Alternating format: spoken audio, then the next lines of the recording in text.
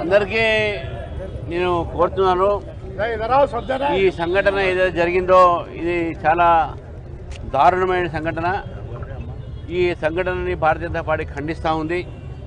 కార్యకర్తల్ని అందరినీ కూడా నేను కోరుతున్నాను, మనం కొద్దిగా సమయం పాటిద్దాం. ఎందుకంటే మనకు తెలుసు ప్రభుత్వం కొద్దిగా ప్రో ముస్లిం ఉన్నది వాస్తవం. అది అయినప్పుడు కూడా దీన్ని ఏ విధంగా రాజకీయంగా ఎదుర్కొంటాం.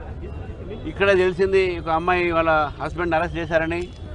ఆ అరెస్ట్లను కూడా ఎందుకు చేశారు, అసలు ఏమి సంఘటన జరగకుండా ఎందుకు అరెస్ట్ చేస్తారు అనేటువంటి ఆలోచనతో ఈరోజు పోలీసులు ఆలోచించాలి.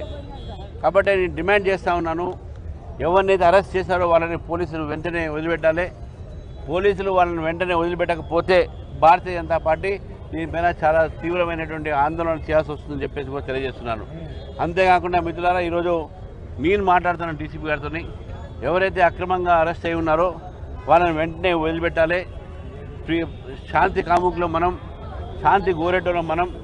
అయితే ఇటువంటి సంఘటనలు జరగకుండా చూడాల్సిన బాధ్యత కూడా పోలీసులది, ప్రభుత్వానికి. కాబట్టి ఇటువంటి పనులు చేయకూడదని చెప్పేసి కూడా మేము డిమాండ్ చేస్తూ ఇప్పుడే అరెస్ట్ చేసిన వ్యక్తులందరినీ కూడా మనం వదిలిపెట్టడానికి మనం ప్రయత్నం చేస్తాము. పెట్టకపోతే సీరియస్గా భారతీయ జనతా పార్టీ దాని మీద ఉద్యమిస్తుంది.